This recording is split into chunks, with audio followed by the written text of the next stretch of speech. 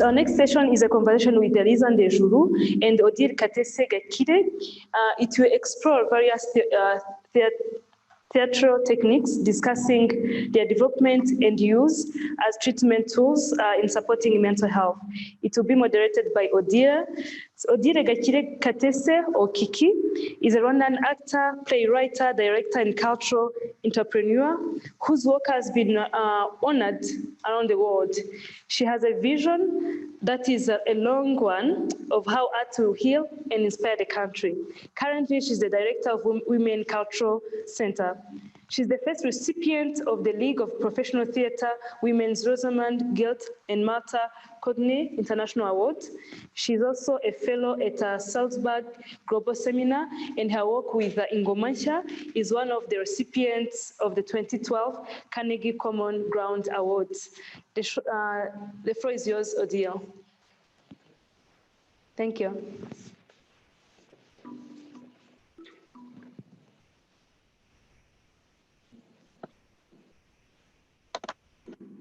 Thank you.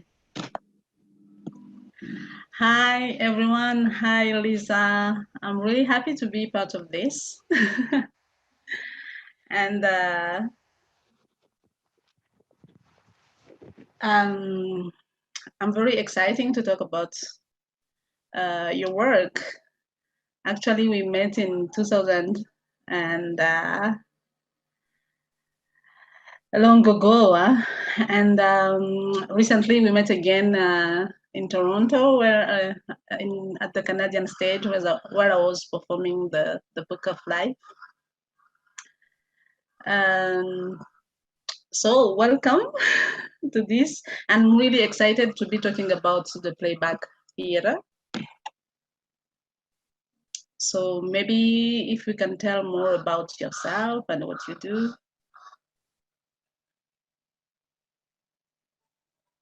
Organizer. Oh, sorry, I was muted. Thank you so much to the organizers for having me. It's a really big honor, and thank you also for Kiki for accepting, because when I came in 2010 or 2011, it was an SIT conference on reconciliation, and I remember back then she was telling me about her Book of Life project, right? Like, and I loved this idea, and there's an idea that she gave me back then that was about appeasement. Do you remember that? Yes. So this idea of appeasement. So everywhere I go and everything I write, I say Odile was talking about appeasement, because appeasement was this idea of, I found it really useful. It's how I developed this idea of reconciling with our own stories first.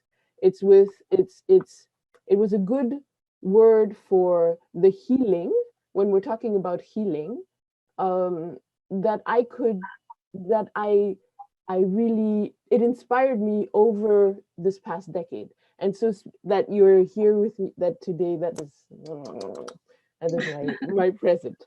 So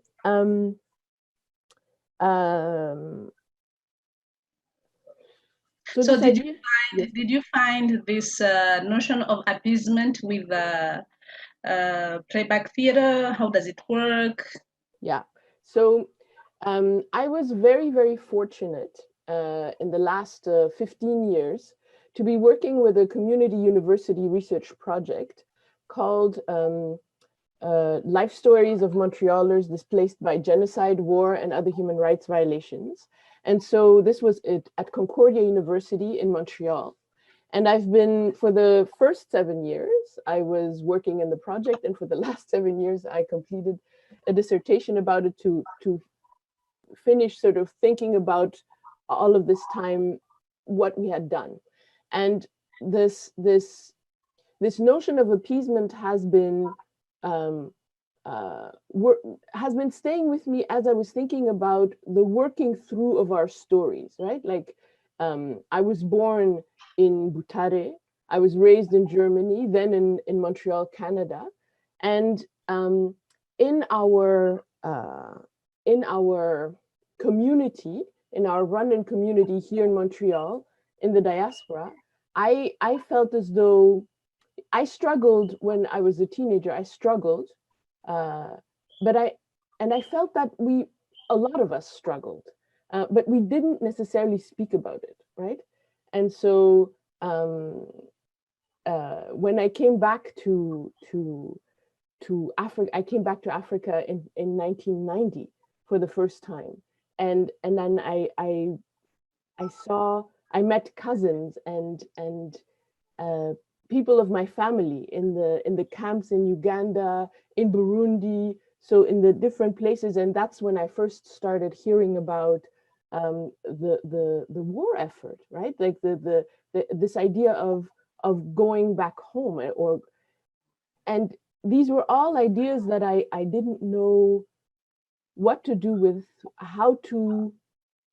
I was wondering if we do this, what is going to happen, right? And then there was war, and then 4 years later there was the genocide, and it was just like sense. It was the end of sense. Like there was like, it was so, and the layers and layers and layers of ruptures, because when you start pulling at the pain or the of genocide, you can't, it's not just genocide, right? Then you have to have ways in which to speak about the historical, like the colonization, pre-colonization, colonization, Christianization, all of these different ruptures that we've had over time, over space. In the diaspora, it's also the living with others, right? You have to also, and so how do we engage all of those complexities?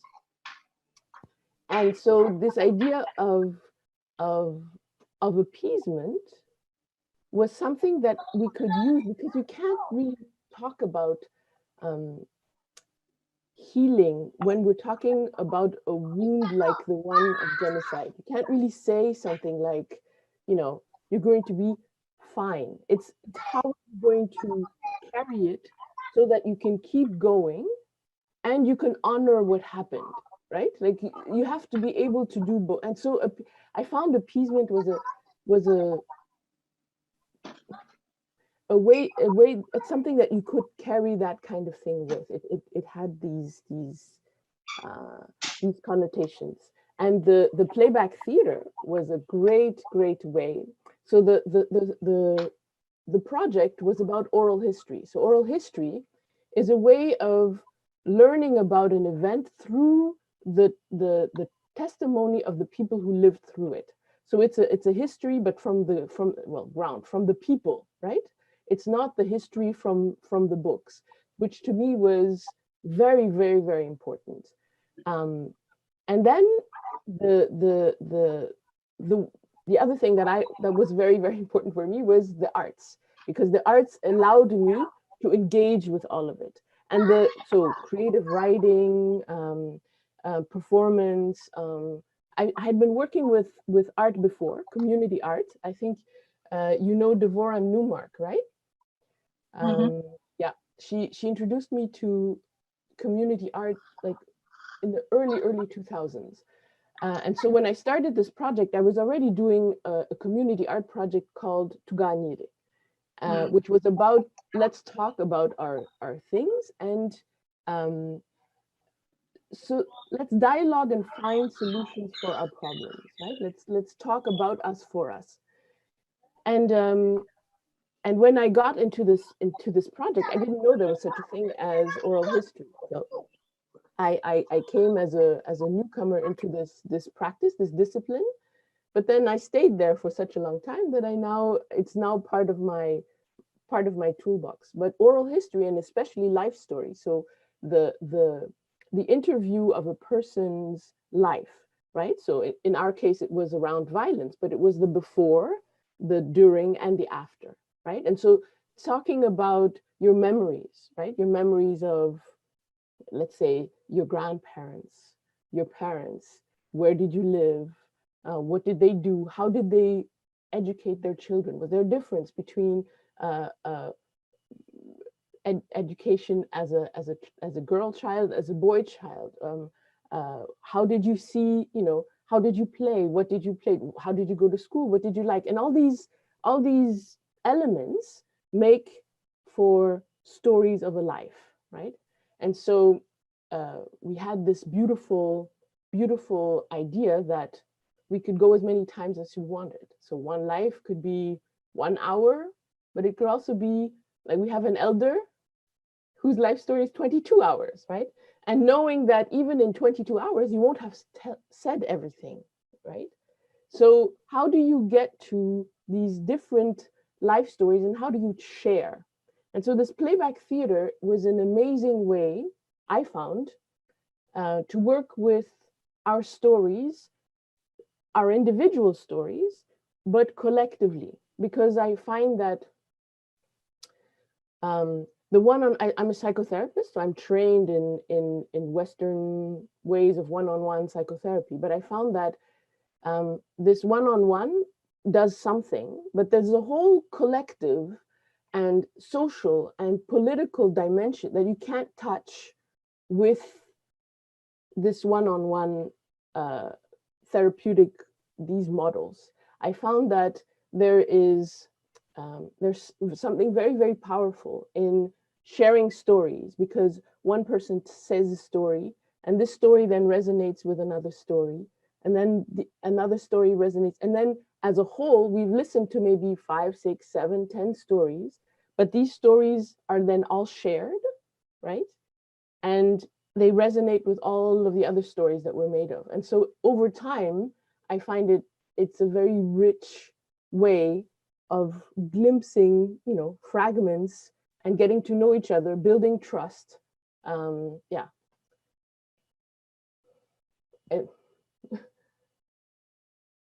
I can't hear you. Yes, yes. And what are the challenges that you made? Is it possible? Yes. How do you find the balance between the personal voice and the collective voice? Is there any compromise or? Many. Maybe I can start with the way that it works, right? That piece.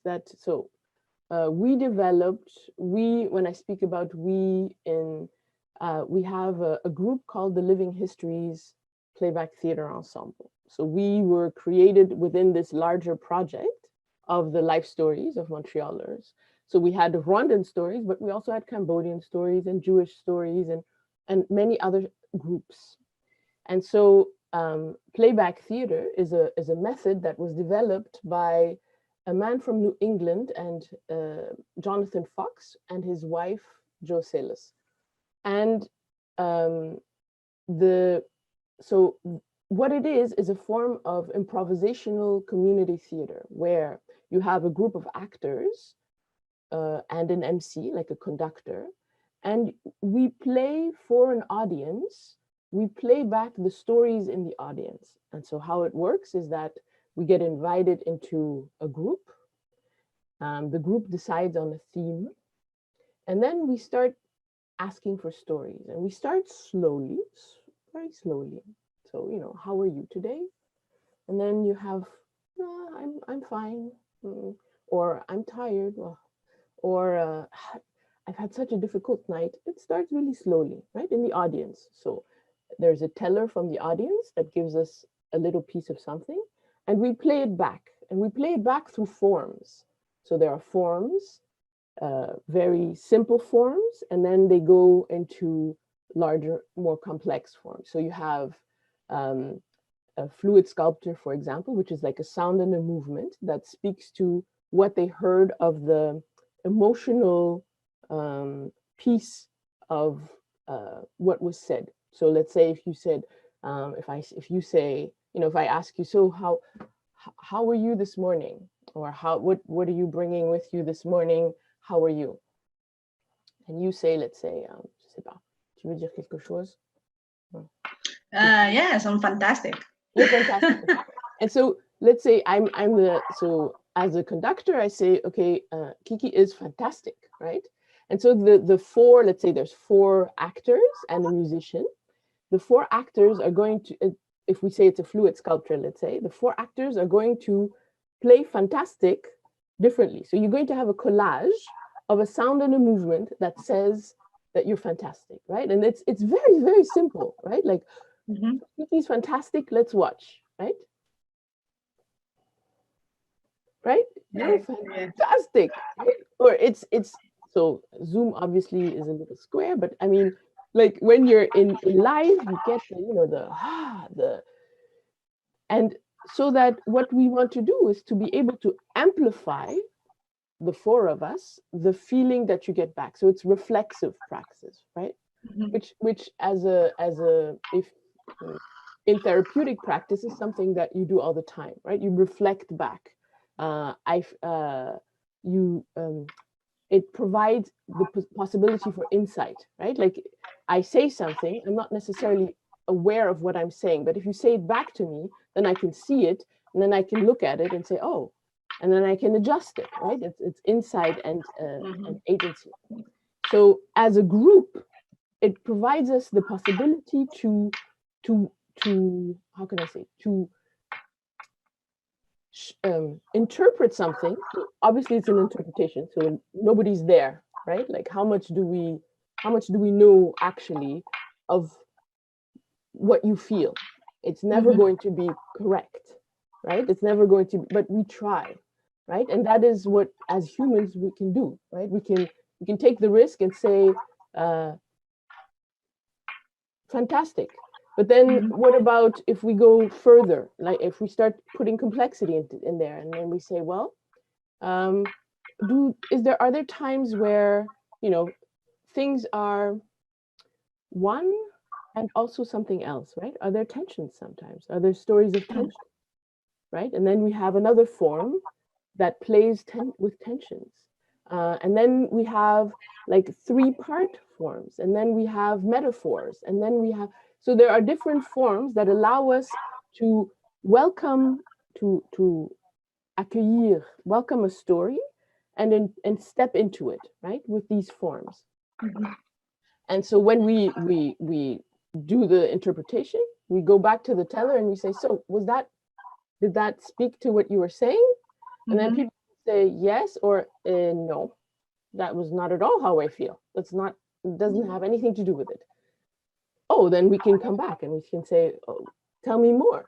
Or do you want to see it again and tell me more? Or they can say, no, right? And then we leave it there and we ask for another story. And so it's very, very, how can I say? It's very, very bare, right? It's very, very human. Like there's actors, maybe some scarves to do whatever, some chairs or even boxes, right, to sit on and that can become other things. But it's very much a play of the imaginary, right? The idea was to be able to get together and to go, right, with almost nothing, right? Yeah. Did I But why playback theater? Why playback theater? So let me show you a little bit about what it is, because it's difficult to understand. And even with let me show you I have a few pictures for you. Hold on. So why playback theater? Hold on. Oh, I can't share my screen. Oh, yes, I can now. Just why playback theater? So I've been working with a lot of different forms of therapeutic theater and community theater. But I found that, hold on, I can't actually do both things at the same time. Just 1 second.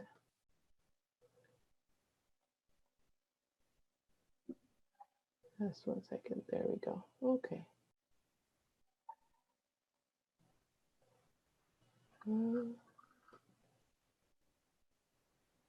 There. Can you see my screen?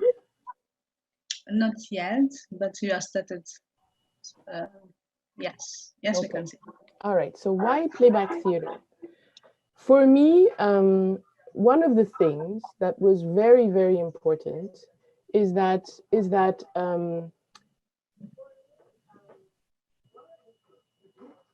sorry, I'll start over my sentence. One of the things that were very important is that our stories are very layered. There's a lot of complexity in our stories. I wanted to be able to create an environment, a context where we can listen to all of our stories. So back in the day, when I started with this idea of dialogue in the community, I met 3 elders in our community, and they told me this. They said, dialogue, okay, dialogue can only be if, on the one hand, we can talk about genocide.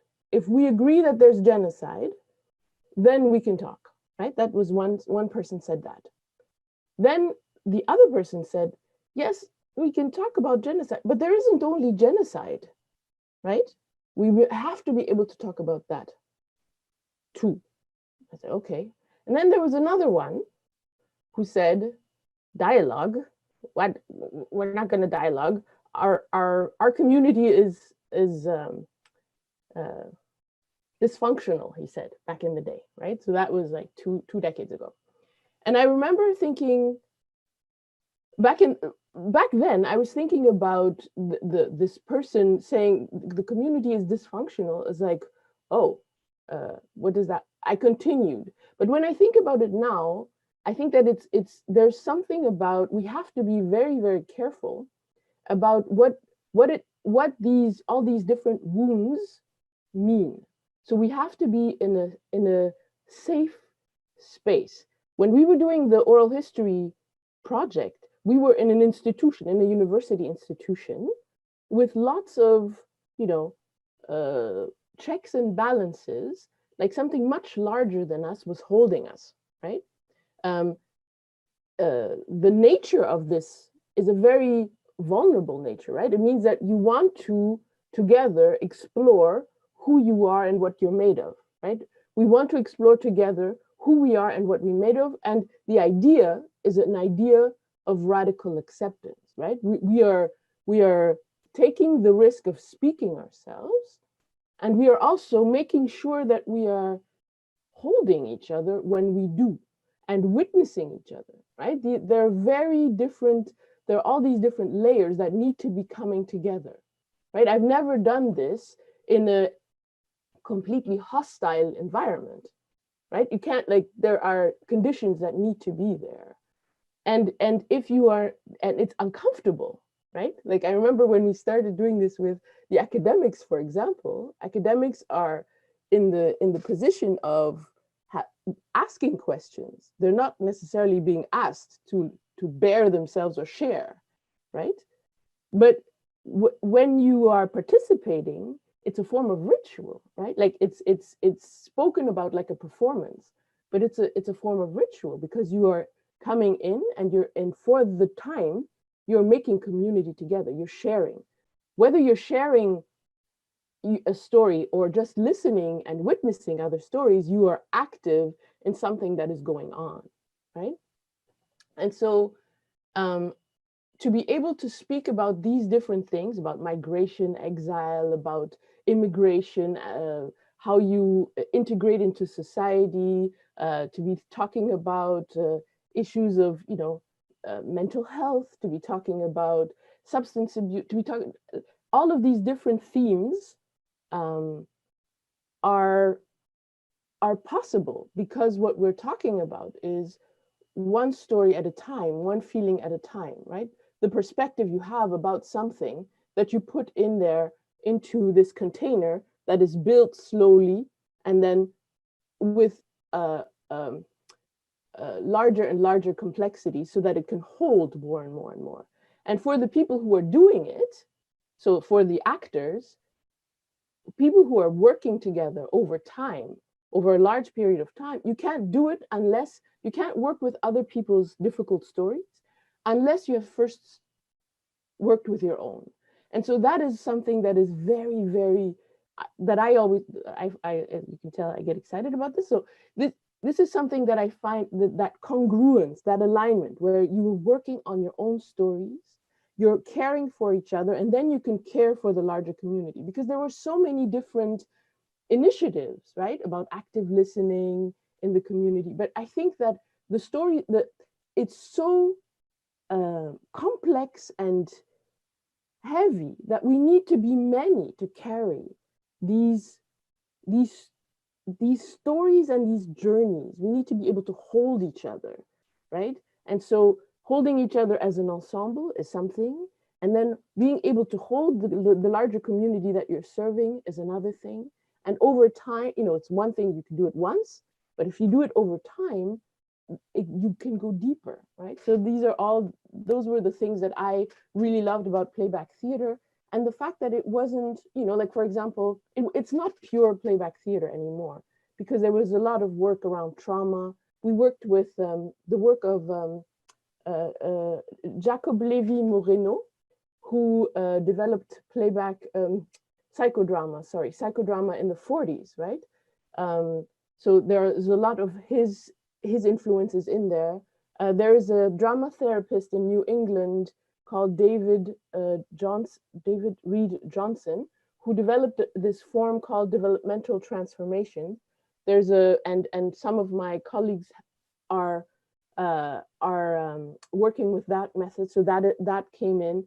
And of course, theater of the oppressed with the Brazilian who passed away, Augusto Boal, who had popular theater, who developed this huge body of work, theater of the oppressed, and especially the Rainbow of Desire piece that was more a therapeutic part. That was very present in our work as well. So it was woven all in together over time. And one of the reasons why I found that playback theater was so good was because everything in our story is inflamed, right? Coming in with like theater that works with, for example, the different power differentials et tout ça, to me back in the day felt too sensitive, right? We're already polarized. We're already like, I find that we have to go slowly, gently, with care. Yeah, I found it's a careful form.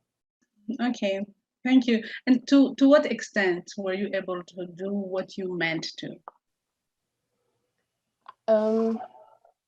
I think that the thing that I was most happy about was that thing that the elders told me, right? You could be able to talk about the genocide all the way to commemoration. It took a long time. It took 8 years before survivors invited us into a performance for commemoration, because there's something so, you know, when you say playing with the memories of that which is most sacred, and those memories that sometimes over time feel like they're fading, and you don't want them to. Memories that you feel you need to, like pains that sometimes, like the idea of healing can feel like a betrayal of the people who have been murdered. And so there's so many issues there, right? Around that. And at the same time, there's something about also celebrating the lives that they had, the relationships we had with them. That is, I think, also important to keep alive in community and to share with other people, right? Intergenerational transmission is a very, very big concern for us, right? Like for us, but also I was really lucky because I met so many other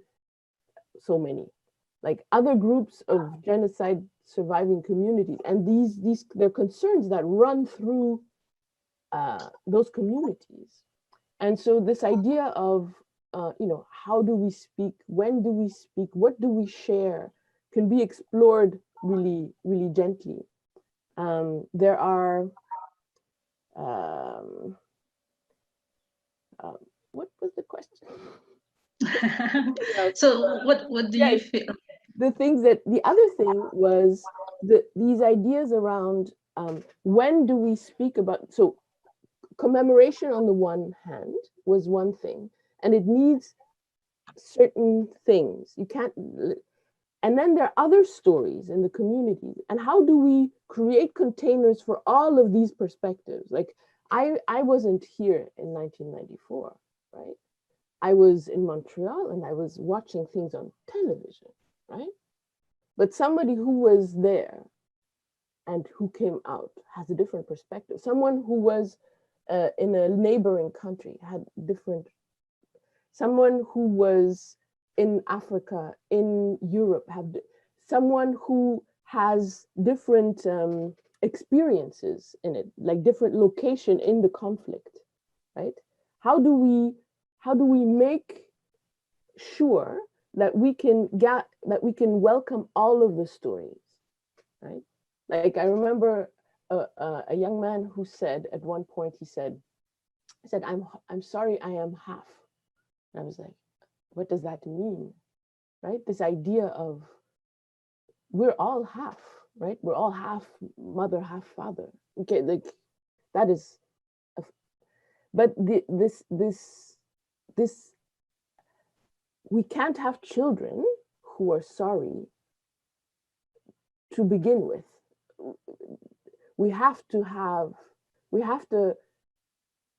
Our children need to be able to hold all of who they are, all of their stories. And this idea of reconciling with our own stories and be appeased and be lighter with all the things that we are, right? I think is really, really, really important. And when we can be appeased, we have so much more energy for other things, so much more energy for creative possibilities, right? Yeah. Okay, let me take a question from the social media. They're asking, they say, asking the simple question of how are you, to open the floor, to express and emphasize the feelings can be a gateway to conversation. How do you open your participant to be more vulnerable through their art? Through their art? Yes. Or maybe through playback theater.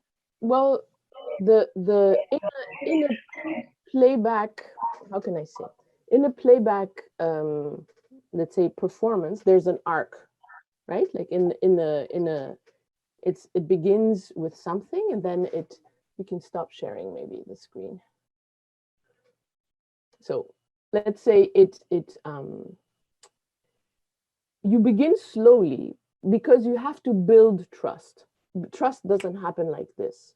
And so the stories in the beginning saying, how are you? Somebody saying, I'm fine, is not very risky, right? If we can meet, I am fine, with something where the other person feels validated and heard, where like if I'm fine, and the other person goes, yeah, that is exactly like, yes, that thing that says yes makes it so that there's more trust in the container, right? And then somebody else can say, well, this thing happened where I wanted to be on time, and then my watch, I don't know, it happened, and then I was late. It was terrible. Bon, we can say, let's watch, and then the four people will play, I am late, it was terrible, tout ça, and then we go back and we say, so how was that? Yeah, there's some of it that was right, but I mean, I didn't see like the real desperation because I really had to be there, right? And so we can ask, so is it like there was like desperation and anger? Yes, exactly. There was like frustration.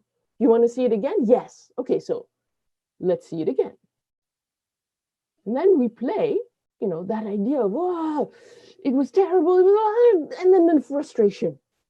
If we meet this person emotionally, then there's something that happens in the whole space for everyone. It goes, okay, then the container becomes more, and it's like this, it's a give and it's a dialectic, right? Like this. And if we meet each other on this sort of, there's Peggy Phelan who writes about the rickety bridge, right? If we meet each other, the person risks something and we risk something in interpretation. And if we can meet enough, then the stories are going to become more and more and more and more vulnerable. People are going to feel like, okay, this is a safe space. I can say more. And since there's a theme, right? The group has invited us to talk about a theme. We have prepared ourselves in relation to that theme. And so we will touch that theme. People will touch that theme because that is why they came.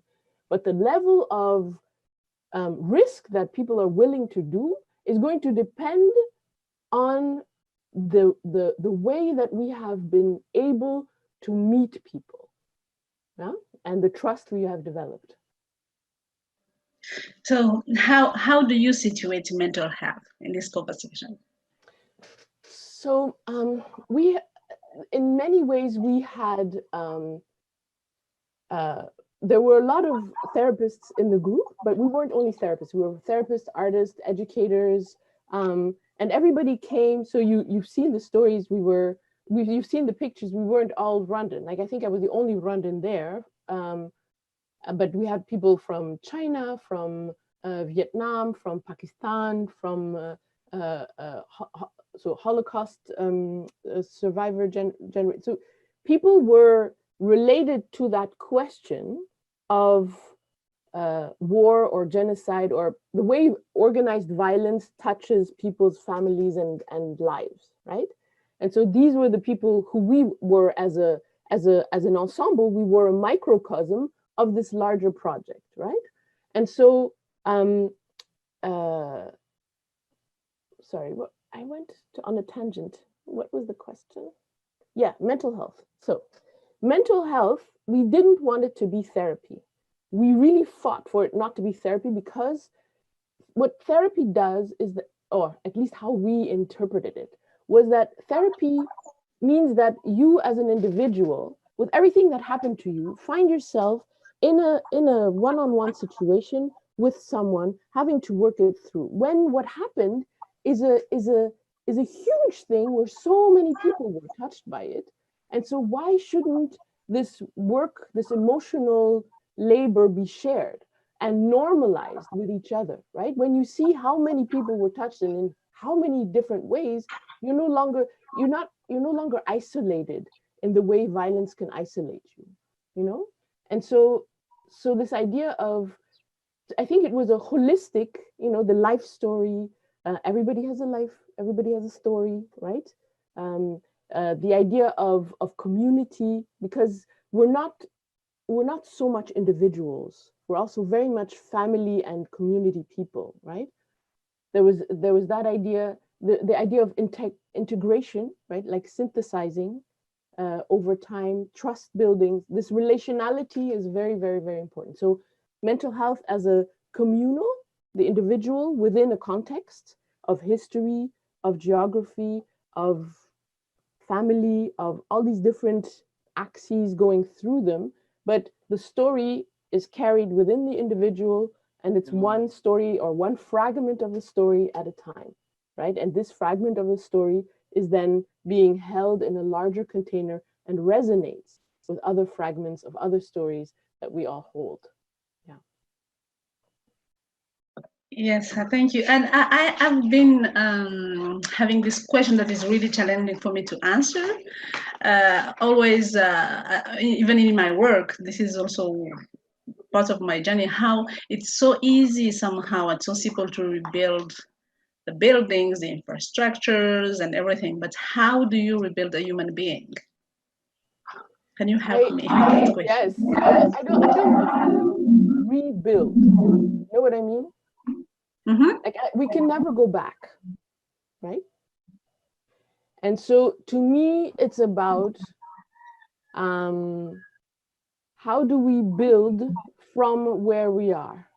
Mm-hmm. And what can we build? What are the possibilities that we can envisage?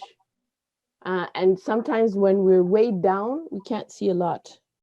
But then if we can, if we can hold ourselves and hold each other, and also see, like for example, I'll bring it back to this playback thing. You say something as a teller, one person says something, and you'll have 4 or 6 people reflecting it back to you.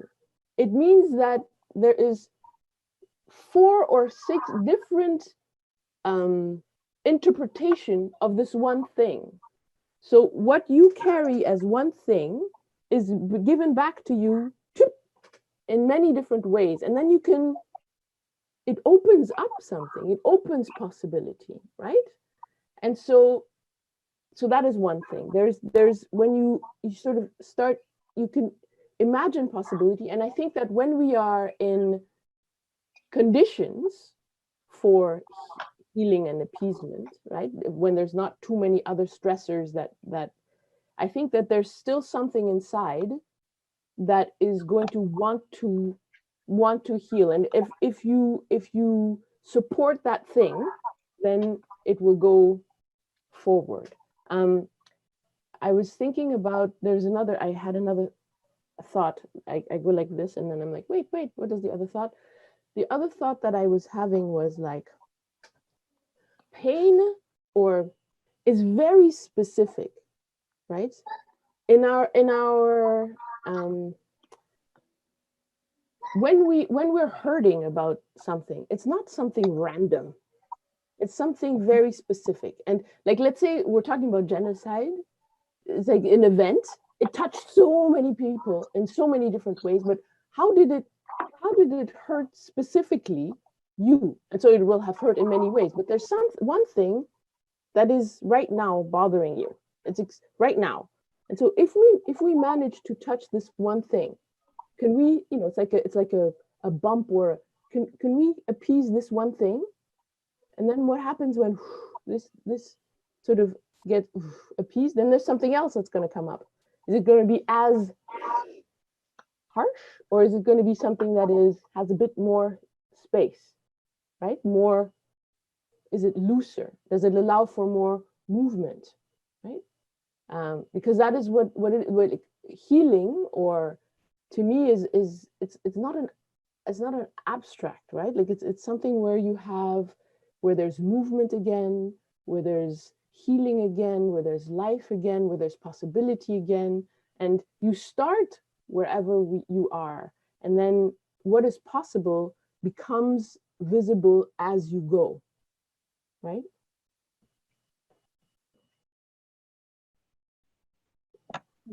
I have another question from Ananda Breed. Oh, say, my goodness. Hello. Yeah.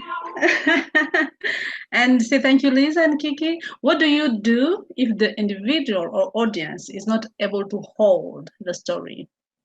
If the story or trauma triggers deep memories that cannot be processed within the time span of the performance or workshop, are there ethical or safety issues in this regard?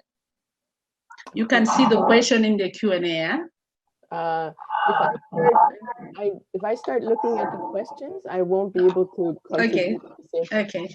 But of course, there are ethical considerations. Of course, it's a very. I remember in one performance, for example, a person. We talk about story as though we have words for everything. We don't, right?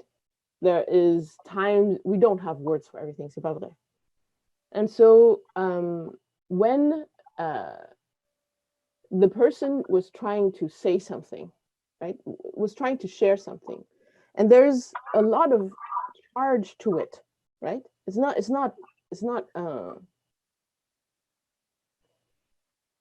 You don't understand you can't make sense of what it is that is being given, but it's charged. And so this charge is felt by everyone, right? And so when I was the conductor, I was trying to come closer. And so this sort of trying to get it out, trying to understand, failing creates anxiety, that is felt all around, right? You make choices everyone, it's like in life, right? You make choices. So if we're talking about, as I said in the beginning, working in conditions, and there have to be conditions that have to be met for this to even start, right? But if we're working within this, then we're making choices, just like in an event that happens in real life, right? Do we disintegrate, right? And everybody has a piece of it. We're a community together, right? So back then I chose to concentrate on the individual, and the people in my group were holding the audience, because the audience was starting to decompose, right? Like, what's going on, right? And I followed the person outside, right? And I took the time. And then when I came back, I said, okay, we're not going to pretend like we're not feeling, like we're not working with difficult things. We're working with difficult, there's lots of emotion. Of course there is, right? Okay, so let's be with that, right? It could have gone sideways. I was there for, it was a live-in situation for over several days. And so I was there in the evening to speak with people, in the morning to speak with people, so that time in that context was like that, right? And so we had the time and the possibility to do this. It's not like if you are there and then the person, you stay there for 2 hours, you have a performance, you leave, and then the person is stuck with this thing that they opened up and they don't know where to go, right? I think there are different things to be thought of ahead of time and contextually with every time you do this, because of course we can't go in and just, open things up as we want to.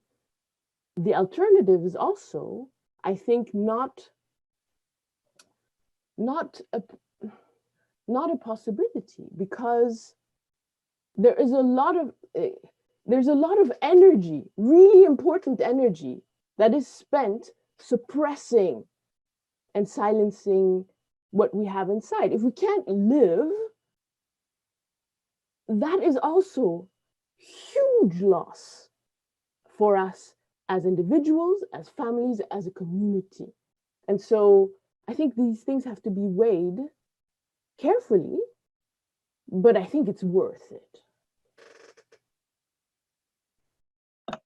Thank you, Lisa. Another question is, talk therapy and associated arts best done in the first language, like for example in Kinyarwanda?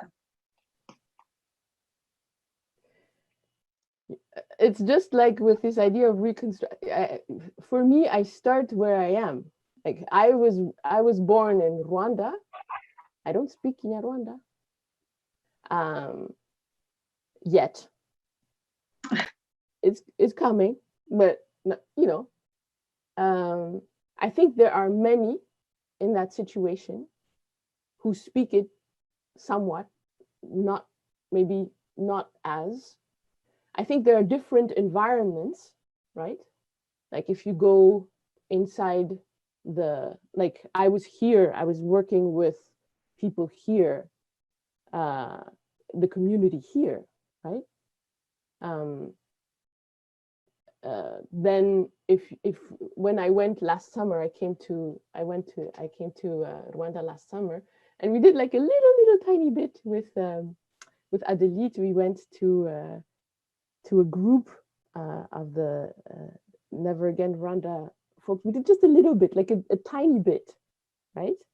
And I don't speak Kinyarwanda, but she does, and they do, and so obviously it's not going to be a perfect situation, but I don't know any perfect situations, right?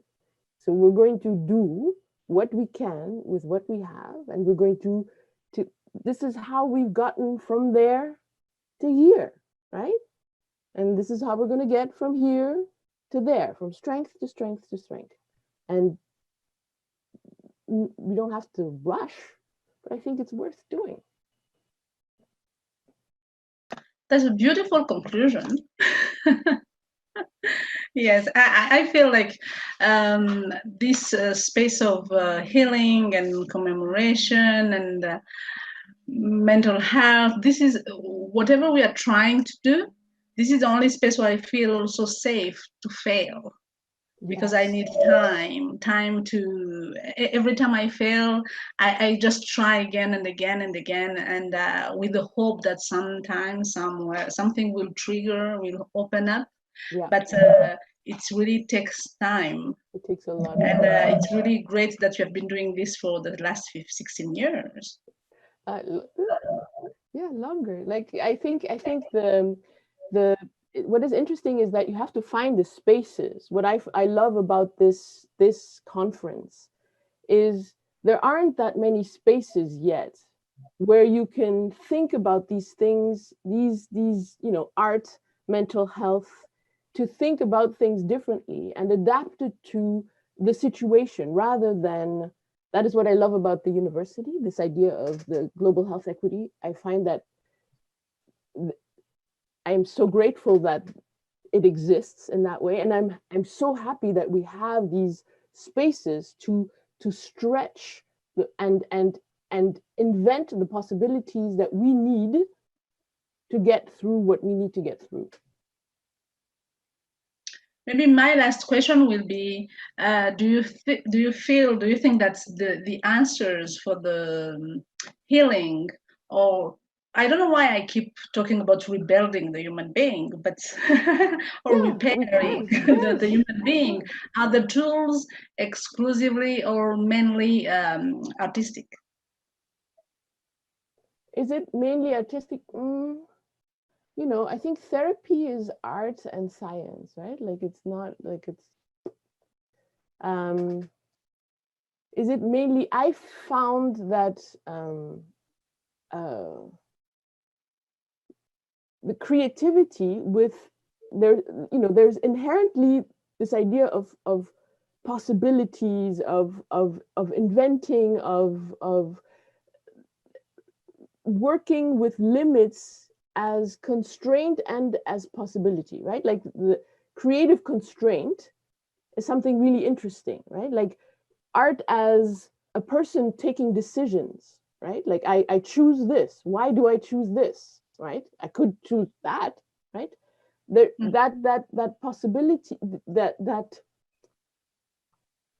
I find that there's a lot of know-how in art, in that is useful in this space of not knowing, because you don't know ahead of time, and you have to, okay, so this is a square, or no, a rectangle. Okay, you can go there, but if I go here, there's the material. It works like this, but if you go like this, it's gonna break. There's a posture, an attitude that is really useful in the arts, and nourishing. I find the expressing, the sharing. I found it really, really. I needed it because I think also even to be working with these really difficult realities. I find that beauty. I mean, art is not always beauty, but I find that beauty helps contain difficulty very, very well. I like it. I needed it. I couldn't have done it otherwise. But I mean, I like neuroscience too. I mean, I like. Okay, thank you, Lisa. It was so much fun. Yes, we are at the end of our conversation. Yes. Thank you for your time, and then maybe we should. Yeah, thank you. Is there anything you would like to stress on before? No, I've been talking for a long time. Okay, thank you. Thank you. And bye-bye. Bye-bye.